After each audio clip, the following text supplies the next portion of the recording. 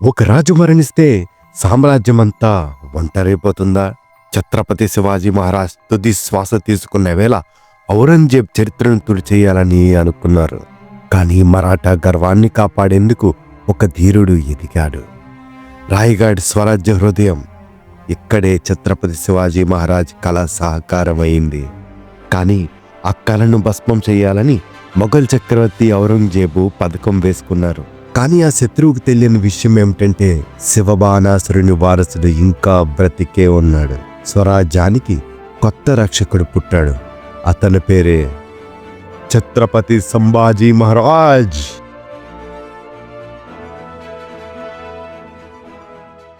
ఒక్క పులిచాలు అడవిని వణికించడానికి.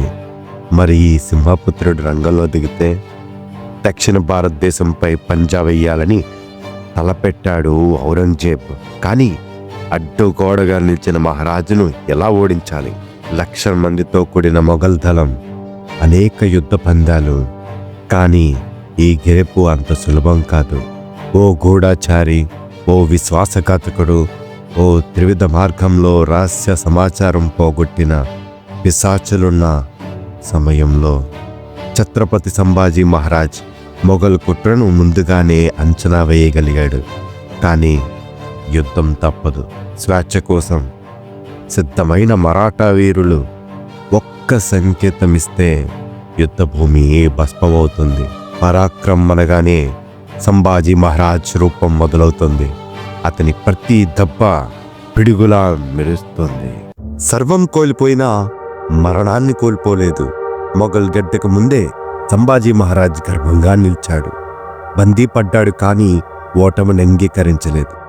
శరీరం పడిపోయిన, రక్త మాంసాలు కారుతున్నా అతని ఆత్మ అమరంగా మారింది.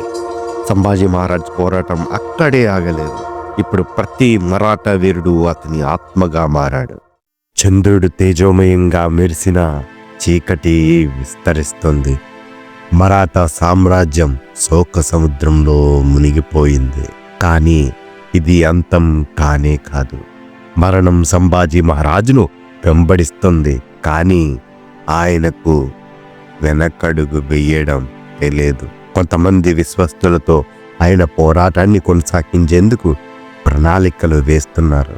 కన్నీటి చీకట్లో మొఘల్ దాడి, మొఘలాయుల వ్యూహం మరాఠా వీరులపై మెత్కరించింది. రక్తం ప్రవహిస్తుంది. కానీ సంభాజీ మహారాజ్ కదులుతూనే ఉన్నాడు. మరాఠా రాజు పడిపోవడం లేదు. మొఘల్ వ్యూహం విజయవంతమైంది. కానీ సంభాజీ మహారాజ్ వణక్కలేదు. అతని కన్నులలో ఇంకా మంటలు మండుతూనే ఉన్నాయి.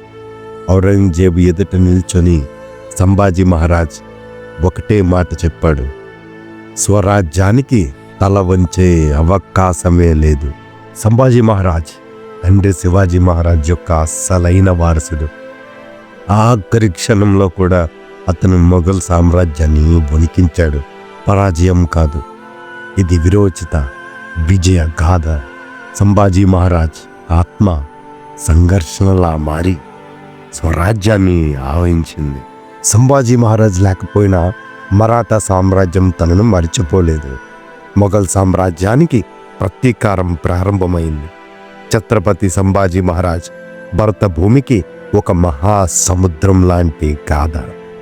ఆయన పేరు ఎప్పటికీ మారని చరిత్రగా నిలుస్తుంది. సంభాజీ మహారాజ్ త్యాగం వ్యర్థం కాలేదు.